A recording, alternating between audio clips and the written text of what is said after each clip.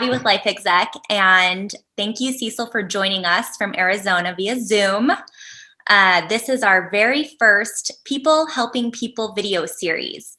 And here we interview people who have shared really impactful stories with us, where we hope when they share their story, it helps somebody who is going through a bit of a hard time or a challenging point in their life and make it a bit easier. So Cecil, I'll go ahead and let you take a minute and introduce yourself, and we can get started.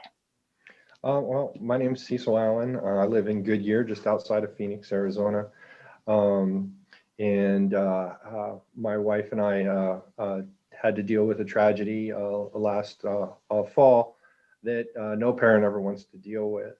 But the process that we went through, we want to make sure that we can share that with people and hopefully help bring some awareness about organ donating.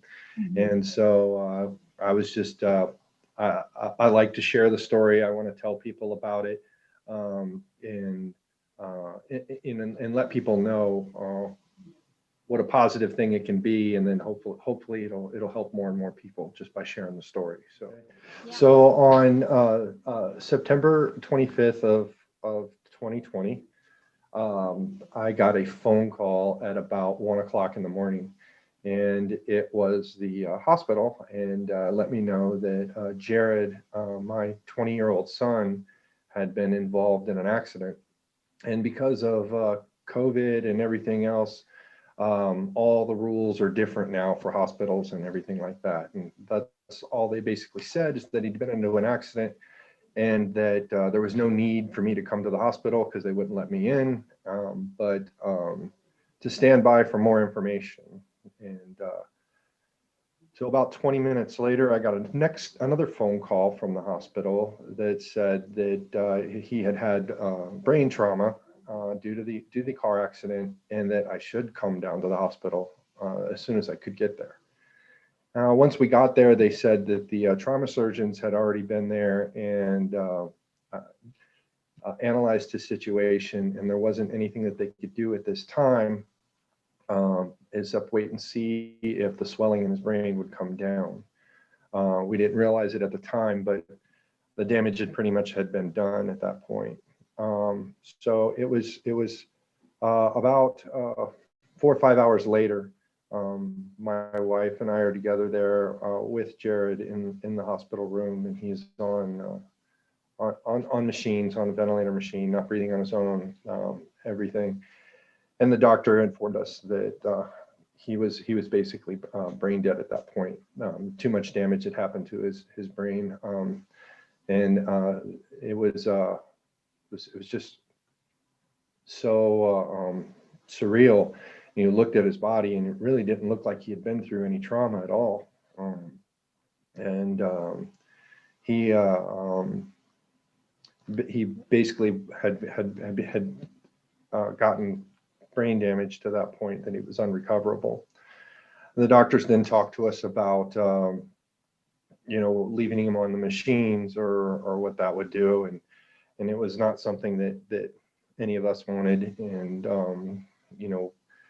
just verified that there was no hope, and said to go ahead and take him off the machines. And my wife and I were there in the hospital room, consoling each other, and my cell phone rings, and 9 times out of 10 I don't answer my phone, especially when I don't know the number. And we were in this grief, and for whatever reason I answered the phone, and it was the donor network. It was the organ donor network. And Jared had checked the box on his driver's license to be a donor. It was a conversation that we had, my wife and him had specifically had, asking, what that meant. Mm-hmm. And he checked the box on it, and it was the network calling me. And so we talked to them, and basically they had let us know that he was an organ donor, and because he was 20 years old, because he was in good physical health, because it was just brain trauma that caused him to pass, that he was the ideal candidate Mhm. because they would be able to donate everything. I mean, tissues, eyes, heart, lungs, liver, it was literally everything. He would be able to impact uh, literally hundreds of lives based off of being able to make the donation. So we wanted to make sure that we honored those wishes, and then later found out that very few people that do sign up for organ donors end up going through it, because it ultimately comes down to the person in the hospital room that they're with, Mhm. just to help that donation go through. Right. Um, and this is where I really like the idea of partnering with Life Exec to get the word out so that you can talk about this process if you're ever faced with it, because we knew about organ donors and we knew that it would be a good thing. And I'm an organ donor, my wife's an organ donor, but we never consciously thought through, all right, what happens? Right. You just check the box when you get your license. And then you just think that if it happens, that it'll go through, but it's not. So in that situation, they said that uh, we have to prepare him in order to be able to harvest the organs. And so we went from going to say goodbye to our son within a few hours by taking him off the machines to now keeping him on machines for 4 more days uh, while they prepped everything. So definitely a emotional roller coaster, definitely tough to go through. It did give time for siblings and other family members to come in and say goodbye. Um, so kind of grateful to that to a certain extent. Yeah. But the whole situation was definitely just something out of a nightmare. Right. You hear about these things happening, but you never know anybody that it actually happens to. Mhm. And it was terrible. But at the same time, him being an organ donor and helping so many people is just an absolute miracle and godsend. Yeah. I know that our family had a terrible day, but I know that several families had a really great day. Mhm. And there's actually going to be generations of people because of the sacrifice he made. Yeah. Um, his impact on humanity will probably outweigh anything I could ever do, Right. or anything anybody else in our family will be able to do. Yes. So yeah, so we went through the process, and there was also what they call the honor walk, which shocked us. So anybody that's been to or visited a hospital here recently with COVID going on, it's kind of an eerie and strange place, because there's nobody in the waiting rooms. The lights are kind of dim, and there's no extra people in the hospital. It's just the people that work there and the people that are getting treated there. There's Mhm. really nobody else, it seems like. And we were with Jared when they were taking him into surgery, and we came out of the hospital room.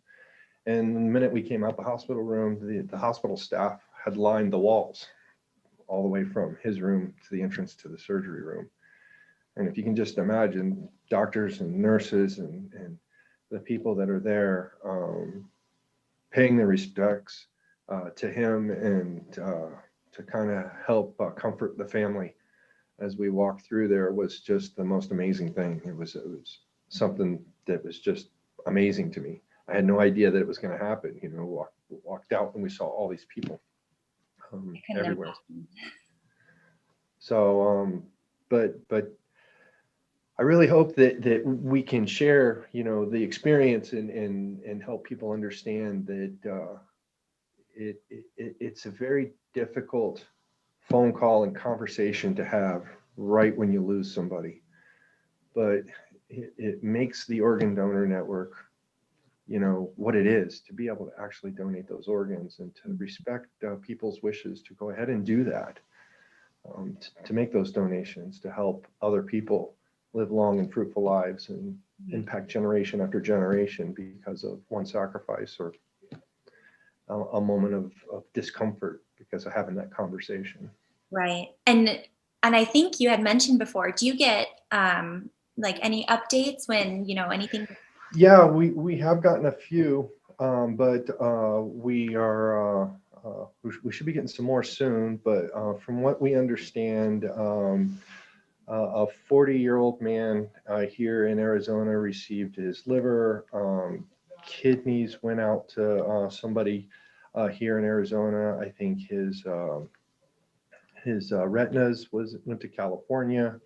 Um, there was a 12-year-old girl that received his heart um, here locally, and I guess that's the part too that really helps kind of in the grieving process. You know, my son's heart is beating in the chest of a little girl right now, and she's got a new lease on life because of it. So it's just pretty neat all the way around. So yeah, we want to help people have that awareness. And so when you do sign up to be an organ donor, there's a website where you can check locally to see in your state the process that it goes to. I know you used the one in Arizona, and I think did some research after you went through the.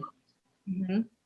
And so we'll be sure to share that so everyone can go, depending on where you live, check with your state's official rules and regulations and see what kind of steps can take. It's a great thing to add into your Life Exec account if it's in your legacy message, or just letting people have the conversation. Say, I'm an organ donor, to your parents or to your spouse or your siblings and loved ones, and let them know that you're an organ donor, and that if something happens to you, there is a process to this, and it's something that you want. And then so that if something does happen to you or somebody you know and love, their wishes can be respected if there's an incident. Yeah. Yeah, and then I guess it's just awareness too. Like you said, just making people understand that process. What's going to happen? Absolutely. So. Absolutely. Well, thank you so much for sharing your story. Do you want to share any way people can connect with you or reach out to you? Yeah, I'm a farmer's agent in Goodyear, Arizona. Farmers Insurance. I have a website, it's farmers agent /C Allen, ALLEN1.com. I love to share, and I want to make people more aware of the whole process. I think Life Exec's product can really help with this, and definitely willing to talk and to anybody about the story to share it with as many people as possible. Yeah. Well, thank you so much. I really appreciate this. Of course. Yeah. Thank you too. Thank everybody at Life Exec for helping push the message out there. So, and sharing is just unbelievably, I'm grateful.